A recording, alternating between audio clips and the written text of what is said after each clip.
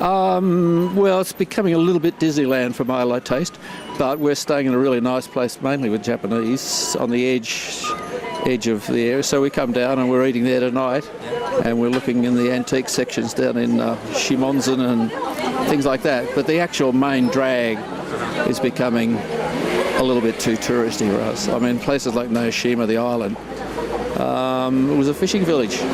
Hardly any people around. It was a lot friendlier. And we got to eat really absolutely standard Japanese food in nice little places that was delicious and thing, whereas here it's becoming a lot more expensive. And, well, as I say, we're everywhere, but we're a tourist too. But we try to avoid the mainstream Disney sections of cities. No, we went down to Nara just to have a look at the biggest timber building, which was astonishing, because not in architecture, but I mean, Naoshima, we basically set aside 4 days to do all the Benesse architectural art centres, and they're just stunning. We went over to Toshima, and so Kyoto, we'd only had a day here, two days here before, and stayed in last time in a lovely little ryokan up on the top of the park here, and that was great, but we didn't have much time to do. But we're sort of a bit templed out.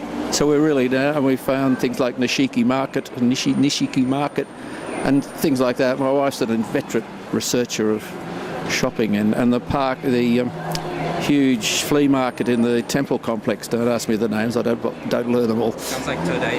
Yeah, Toji markets yesterday. Spent hours there, and the temple was beautiful too. We came in and out through Tokyo. And we only had a day and a half there on the way in, and we didn't feature it because we had nearly a week there last time. And we've got a Japanese-speaking friend from Australia, who's worked there for 20 years, fluent, and in a day and a half we probably achieved as much as we could do in a week.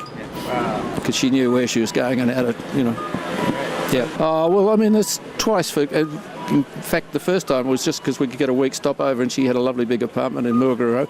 So we stayed in a nice apartment, and we did a lot of Tokyo, and broke the trip up. The 24-hour trip from Sydney to London was a bit of a pain, and this time we specifically came back for a short one-country trip, and because I had a fairly major illness last year, we just want to try it out.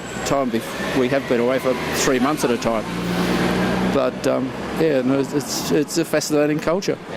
And the architecture is brilliant, and if I can keep her away from the antique shops, we'll have something we'll be able to afford to eat when we get home.